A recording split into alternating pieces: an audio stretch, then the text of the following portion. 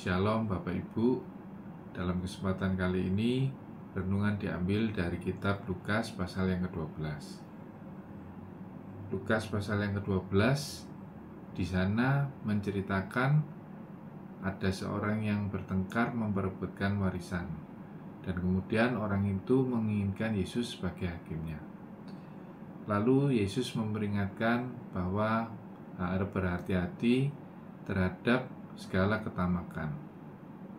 Lalu Yesus memberikan perumpamaan tentang seorang kaya yang bodoh, di mana ada seorang yang kaya dan sangat berlimpah hartanya.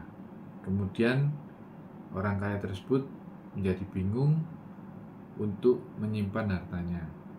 Lalu orang kaya tersebut merombak lumbungnya hingga menjadi besar, kemudian menyimpan semua hartanya di dalam lumbungnya.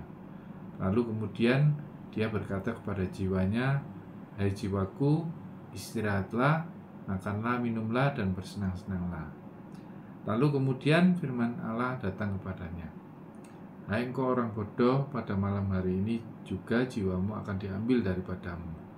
Dan apa yang telah kau sediakan untuk siapakah itu nanti?"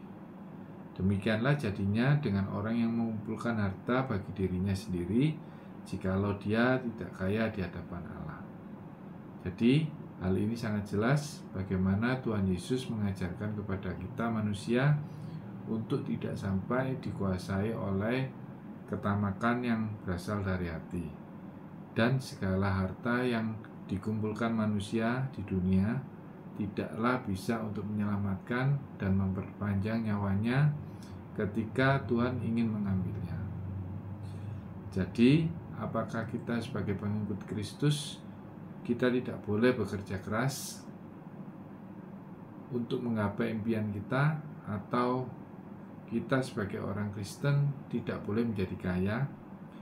Apakah Tuhan hanya menginginkan kita hanya berfokus saja dalam hal pelayanan yang bersifat rohani seperti di dalam gereja? Tentunya kita harus bijak melihat hal ini. Bekerja itu adalah hal yang sangat positif. Jadi banyak sekali juga firman Tuhan yang berbicara mengenai hal bekerja. Di dalam Ulangan 28 pasal ayat yang ke-8, Tuhan akan memerintahkan berkat atasmu di dalam lumbungmu, dan di dalam segala usahamu Ia akan memberkati engkau di negeri yang telah disediakan oleh Tuhan Allahmu. Jadi di dalam hal yang sangat umum, berkat Tuhan tidak jatuh dari langit secara ajaib. Namun berkat Tuhan bisa melalui segala kerja kita yang sungguh-sungguh.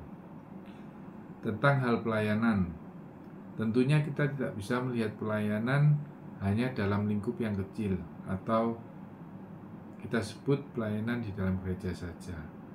Apabila kita belajar dari Tuhan Yesus sejak awal pelayanannya sampai akhir, mayoritas Tuhan Yesus melakukan pelayanan di dalam kehidupan bermasyarakat sehari-hari. Jadi sebenarnya setiap langkah hidup kita, dimanapun kita berada, di lingkungan kita, disitulah pelayanan kita.